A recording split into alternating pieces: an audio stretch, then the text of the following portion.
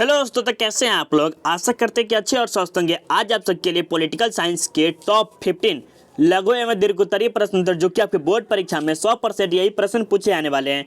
तो आप इस वीडियो को शुरू से लेकर अंत तक जरूर देखिए ताकि आप बोर्ड एग्जाम में अच्छा से अच्छा नंबर ला सकते हैं।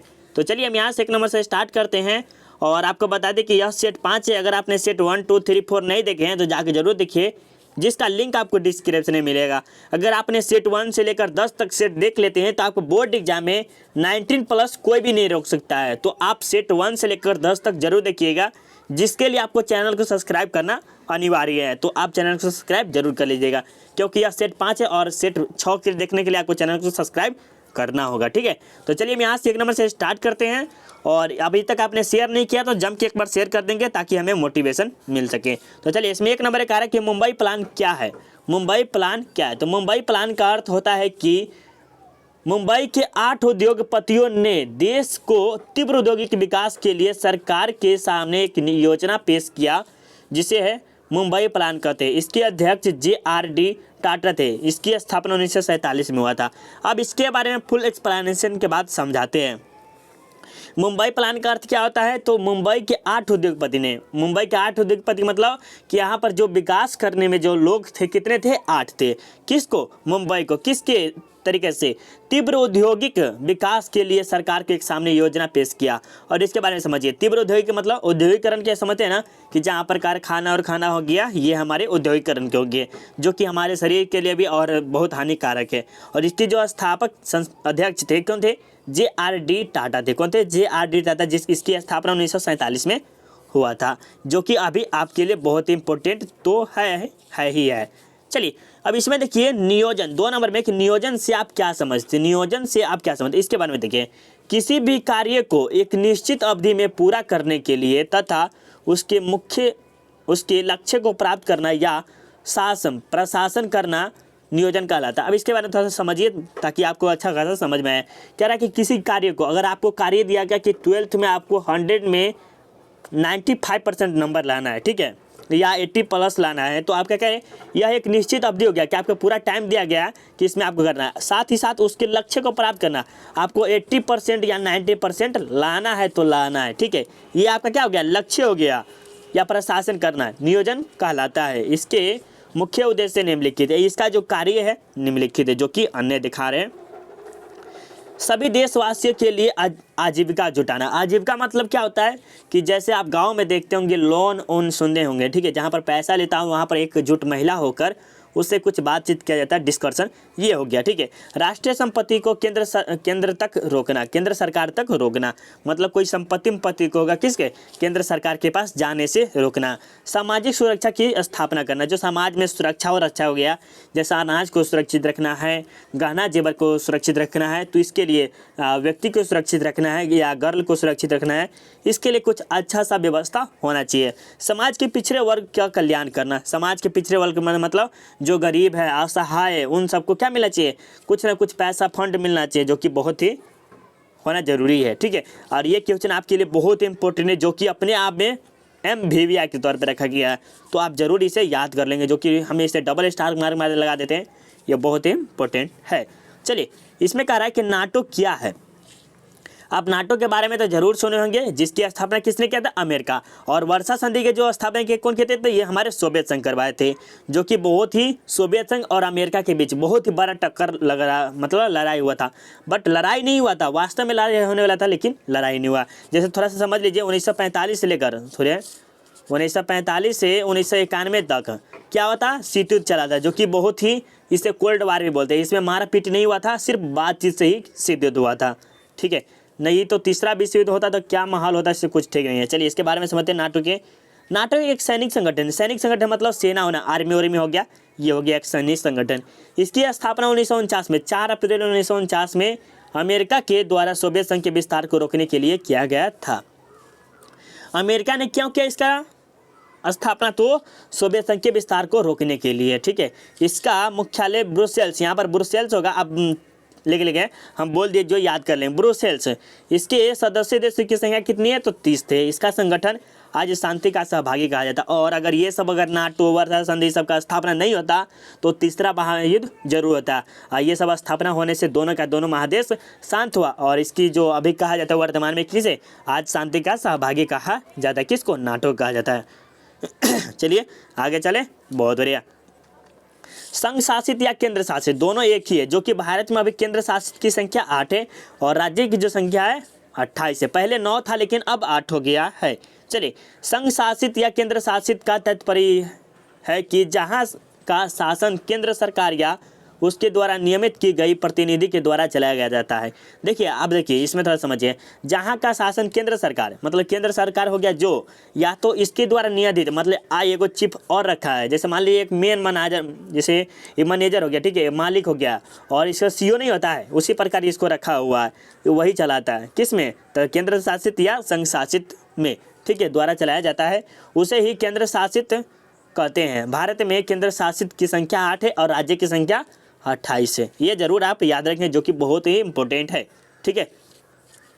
चलिए ये देखिए 5 नंबर में राज्य व संघ शासित में अंतर लिखिए। राज्य व संघ शासित में अंतर लिखिए। इसके बारे राज्य व संघ शासित में निम्नलिखित अंतर, जो कि बहुत इंपॉर्टेंट है, अपने आप में ये भी बहुत इंपॉर्टेंट है और ये लगातार पूछा भी गया प्रश्न है, मेरे ख्याल से 2-3 साल तो जरूर पूछा गया होगा। राज्य का शासन जनता द्वारा चुने गए प्रतिनिधि द्वारा चलाया जाता है, जबकि संघ शासित प्रदेश का संघ द्वारा नियमित की जाती है। और संघ शासित में क्या होता है कि अभी जस्ट पता है कि वो मालिक हो गया और ये सीईओ रखते हैं, क्या सीईओ रखते हैं, जो कि वो मैनेजर हो गया, वो अपने काम को करते हैं। उसी प्रकार इसमें होगा, किसमें, संघ शासित में। और राज्य में जो होता है क्या होता है, राज्य का शासन जनता द्वारा चलाया, चुने गए प्रतिनिधि के द्वारा चलाया जाता है। किसी एक को चुनता है जनता द्वारा, जनता जो है ना सभी के सभी वोट देते हैं और उसे चुनते हैं तो वही चलाता है, ठीक है। ये आपके लिए बहुत इंपॉर्टेंट है, ठीक है। और आगे चलिए, भारत में राज्य की संख्या कितनी, 28 है और संघ शासित की संख्या यहाँ पर 8 होना चाहिए, 8 होना, सॉरी यहाँ पर 8 होगा, ठीक है। कितने हैं, तो 8 है। संघ शासित की संख्या कितने, तो 8 है। यहाँ पर 8 होगा, 9 नहीं होगा, इसमें रॉन्ग दिया हुआ है, थोड़ा सा लिखने में देखिए टाइपिंग मिस्टेक कभी कभी होता है, ठीक है। चलिए, राज्य में विधानसभा होता है जबकि संघ शासित में कोई विधानसभा नहीं होता है। राज्य में जो होता है क्या होता है, विधानसभा होता है, लेकिन जबकि संघ शासित में कोई विधानसभा नहीं होता है, ठीक है। और ये बहुत ही इंपॉर्टेंट क्वेश्चन है, जो कि बहुत ही अच्छा है। चलिए आइए से आप जरूर याद रख लेंगे, यहाँ पर 9 नहीं 8 कर लेंगे सभी के सभी स्टूडेंट, और हो सके तो अपने कॉपी में नोट करते हुए चलिए, ठीक है। चलिए आगे चलते हैं। और इसमें 6 नंबर पे कहा है कि दल बदल कानून के मुख्य बिंदु को लिखे। दल बदल मतलब एक दल को छोड़कर दूसरे दल में चले जाना, दल बदल कानून कहलाता है। उसके बारे में मुख्य बिंदु के बारे में बतलाना है कि उसका कारण क्या है।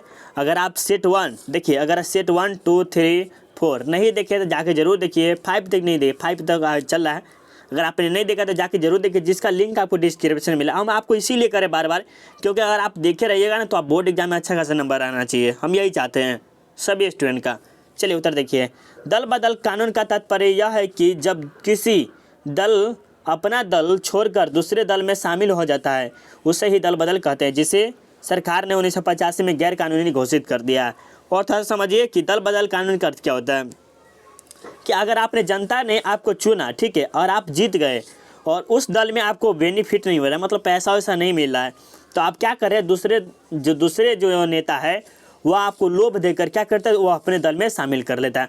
यही दल बदल कानून कहते हैं। अपने दल को छोड़कर दूसरे दल में शामिल हो जाना दल बदल कानून कहता है। इसे सरकार ने क्या किया, 1985 में गैर कानूनी घोषित कर दिया कि इससे आप दल बदल नहीं किया जा सकता है, जो कि अपने आप में बहुत ही इंपॉर्टेंट है। ऐसे आप जरूर याद करेंगे, आपके बोर्ड के लिए बहुत इंपॉर्टेंट है, ठीक है। आप इसे याद जरूर कर लेंगे। पूरे 15 के 15 टोटल क्वेश्चन है, जो कि अपने आप में अच्छा क्वेश्चन है, यूनिक लिया गया क्वेश्चन है।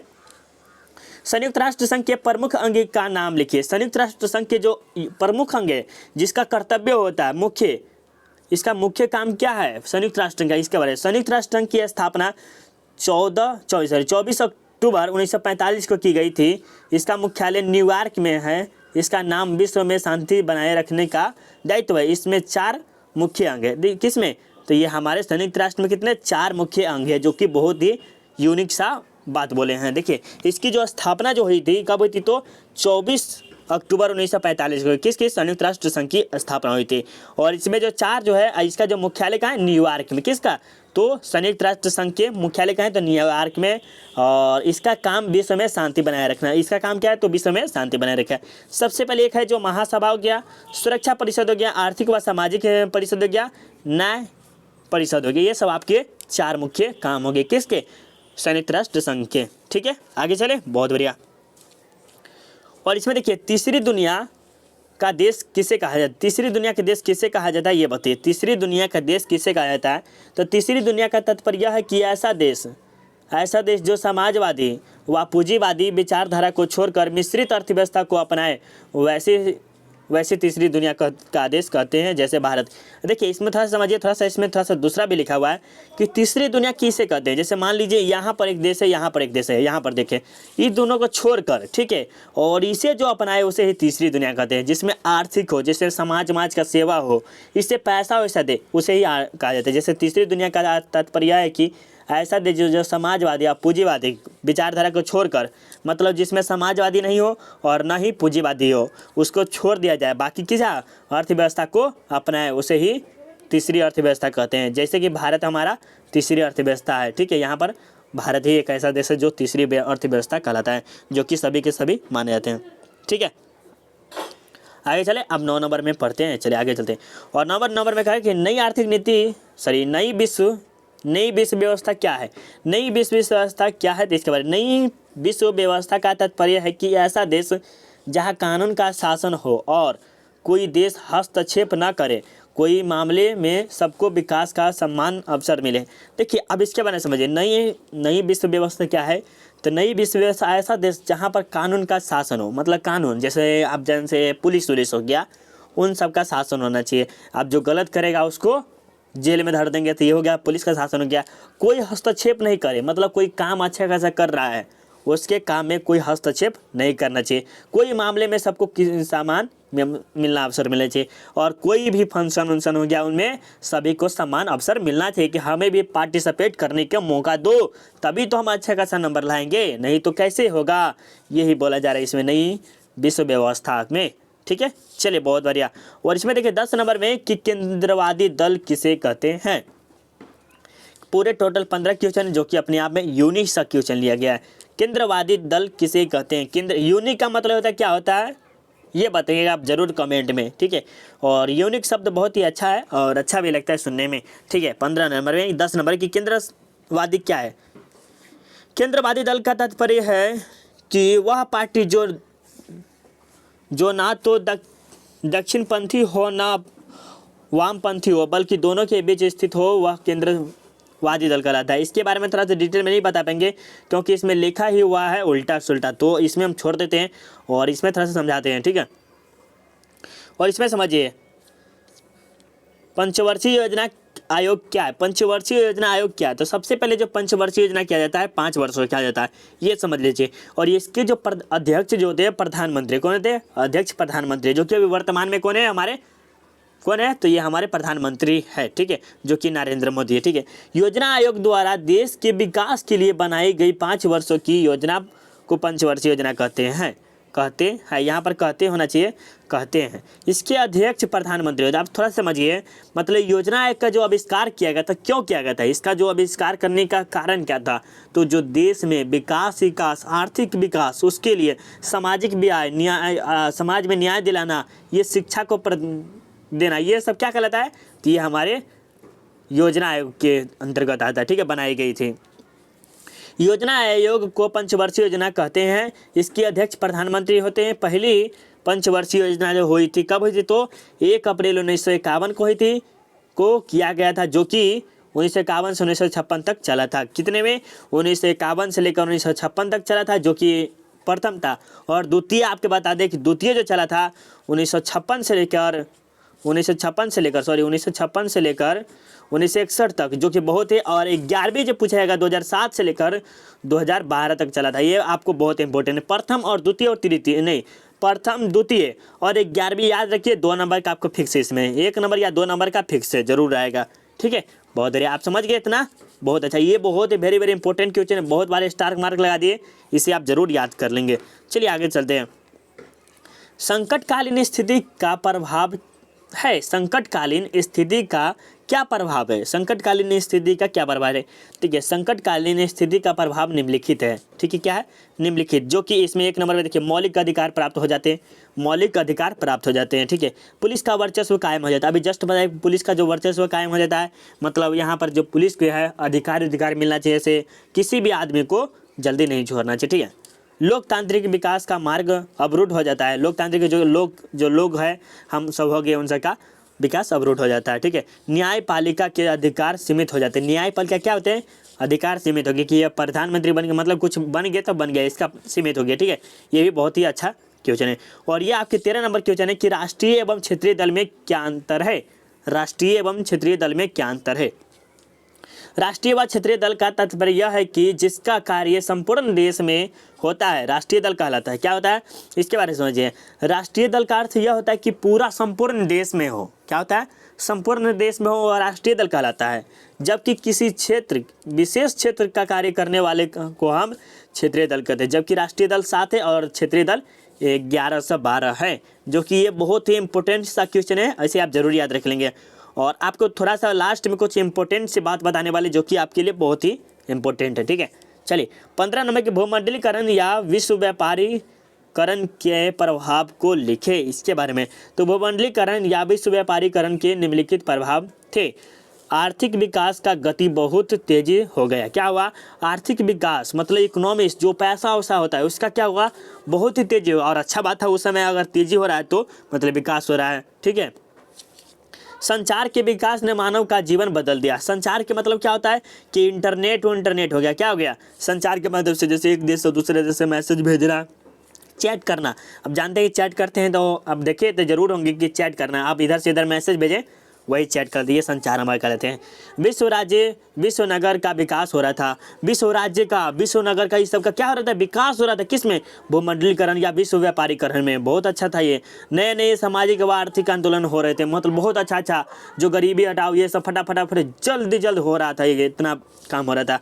साथ ही साथ आर्थिक क्षेत्र मुक्त हो रहा था, नए नए बाजार खुल रहे थे, पूंजी का मुक्त व्यापार हो रहा था। जो पूंजी करना, व्यापार करना एकदम मुफ्त था, कोई पैसा नहीं। सारी दुनिया को विशाल होती जा रही थी। बहुराष्ट्रीय कंपनी की स्थापना हो रही थी। बहुराष्ट्रीय कंपनी की स्थापना ये थी आपके किसके, ये हमारे भूमंडलीकरण में थे। और ये आपके लास्ट क्वेश्चन है, और आपको एक यूनिक सा बात बताने वाले, जो कि आपके लिए बहुत इंपॉर्टेंट है, आप जरूर रुकेंगे थोड़ा देर। ठीक है, जम्मू कश्मीर भारत का प्रमुख अंग है। कारण बताइए, जम्मू कश्मीर भारत का प्रमुख अंग है, लेकिन क्यों, इसका कारण बताइए। तो जम्मू कश्मीर भारत का प्रमुख अंग है क्योंकि जब देशी रियासतों विलय हो रहा था, तब वहाँ के राजा हरि सिंह अपने राज्य व जनता के हित के लिए भारत में 26 अक्टूबर 1947 को शामिल हो गया। इसके बारे में समझिए। देखिए, जब भारत जब आज़ाद हुआ 1947 में आज़ाद हुआ, 15 अगस्त 1947 को आज़ाद हुआ, लेकिन जब 500 तब था, कितना था, 563 शायद देशी रियासत थे, 563। ठीक है, उस समय 500 देशी रियासत थे। और उस समय क्या हुआ कि भारत के जो थे ना, सरदार वल्लभ भाई पटेल हो गया, जवाहरलाल नेहरू थे। ठीक है, उस समय तो लौह पुरुष तो हमारे सरदार वल्लभ भाई पटेल थे, और ये हमारे प्रधानमंत्री थे। और उन्होंने क्या किया, मतलब जो राजा हरि सिंह है, वो भारत में शामिल नहीं होना चाहता था। क्या होता है, भारत में शामिल नहीं होना चाहता था, वो अलग अपना गुट बनाना चाहता, मतलब अलग अपने राजा के साथ अपना देश लेकर। लेकिन क्या हुआ, पाकिस्तान ने उस पर क्या किया, हमला करते जम्मू कश्मीर पर, और उन्होंने राजा हरि सिंह ने भारत में शामिल हो गया, उसके कारण तब उसको क्या किया, वो शामिल कर लिया। तब यहाँ के जो भारत की जो जनता से आर्मी हो गए, तो क्यों के सरदार वल्लभ पटेल आर्मी को भेजे, और यहाँ पर ये हमारे पाकिस्तान के जो आर्मी थे उन सबको खहेड़ कर उसे बिलगा दिए। ये थे हमारे जम्मू कश्मीर भारत में मिलने का कुछ कारण। ठीक है, और आपको बता दें कि कौन कौन सा क्वेश्चन आपके लिए बहुत इंपॉर्टेंट है। ये भी क्वेश्चन आपके लिए बहुत इंपॉर्टेंट है, जो कि बहुत अच्छा क्वेश्चन है। और ये तो समझिए कि 5 नंबर का क्वेश्चन, जो कि बहुत ही यूनिक है, बहुत VVI है, इसे आप जरूर याद रखें। 5 नंबर या 2 नंबर में जरूर पूछेगा। ठीक है, और राष्ट्रीय में क्षेत्र, ये भी आपके लिए बहुत इंपॉर्टेंट है, इसे जरूर याद कर लेंगे। ठीक है, चलिए संकटकालीन स्थिति, जो संकट आके देश उसमें, इसके बारे में बहुत अच्छा है, ये भी आप जरूर याद कर लेंगे। ठीक है, ये तो पंचवर्षीय योजना तो आपको पक्का पूछेगा तब पूछेगा, पंचवर्षीय योजना तो ज़्यादा खास कर रहता है कि पूछता ही पूछता है, ठीक है। केंद्रवादी ये थोड़ा सा कम है, तो इसमें भी आप याद जरूर करेंगे। इसका अर्थ नहीं हुआ कि आप जो नहीं बताए कि नहीं होगा, ये भी कहीं कोशिश हुआ कि ये आ गया, तो इसे भी आप जरूर याद कर लेंगे। साथ ही साथ इसमें तीसरी दुनिया, इसमें आप जरूर खास कर पूछे, जो कि आप भारत में हैं तो भारत के बारे में ज़्यादा खासकर रहना चाहिए। और संयुक्त राष्ट्र संघ के बारे में, जो कि शीत युद्ध आपके इसमें से भी ज़्यादा खासकर पूछा जाता है, इसे आप जरूर याद कर लेंगे, ठीक है। और दल बदल कानून, मतलब मान लीजिए कि एक दल जीते और दूसरे दल में चला जाना, ये भी आपके लिए बहुत ही अच्छा क्वेश्चन है। सभी के सभी क्वेश्चन आपको बोले ना कि MBBI है, तो आप जरूर याद करें। देखिए कितने सबके सब MBBI, नाटो के बारे में बता दें, ये भी आपके लिए बहुत इंपॉर्टेंट है, इसे जरूर याद कर लेंगे, ठीक है। और ये नियोजन, ये भी आपके लिए सबसे इंपॉर्टेंट, ये भी सब प्रश्न है। और आपको कैसा लगा क्वेश्चन, देखिए 2 मिनट आपसे रुक जाएंगे। देखिए आपके ये सेट 5 था, अब अगर आप 6 देखना चाहते हैं तो चैनल को सब्सक्राइब कर लीजिए, तभी आपके सेट 6 आएंगे। और अगर आपको PDF चाहिए तो टेलीग्राम पे ये सर्च कीजिए, या तो अगर आप पेड कोर्स लेना चाहते हैं तो एक थोड़ा सा वेट कर लीजिए।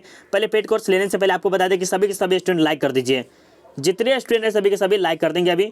और हो सके तो कमेंट करेंगे कि कैसा लगा वीडियो, और हो सके तो शेयर जरूर कर दीजिएगा। शेयर बहुत कम स्टूडेंट करते हैं, बहुत बुरा लगता है कि शेयर नहीं करते हैं। अगर आप सब शेयर करना स्टार्ट कर दिए तो हम प्रॉमिस करते हैं आप सबको कि PDF आप सबको फ्री देना स्टार्ट कर देंगे। पेड कोर्स अभी फ़िलहाल है, तो अगर आप पेड कोर्स लेना चाहते हैं तो पेड कोर्स के लिए आपको क्या करना होगा, 85 78 00 27 39, जो कि आपके बहुत कम YouTube चैनल पे सब्जेक्टिव का वीडियो मिलेगा, और आपको जितना भी सब्जेक्टिव क्लास हो गया सबका सब PDF मिलेगा, ठीक है। तो लेना चाहते हैं, और भी चीज़ फ्यूचर है जो कि आपके लिए बहुत इंपॉर्टेंट है, जो कि मात्र 100 रुपया रखा गया है, बहुत ही कम सा सस्ता सा दाम है। आप लेना चाहते हैं तो कॉल कीजिए, आपको ज़रूर मिलेगा, ठीक है। Bye bye, take care all of you, thank you for watching this video, please share.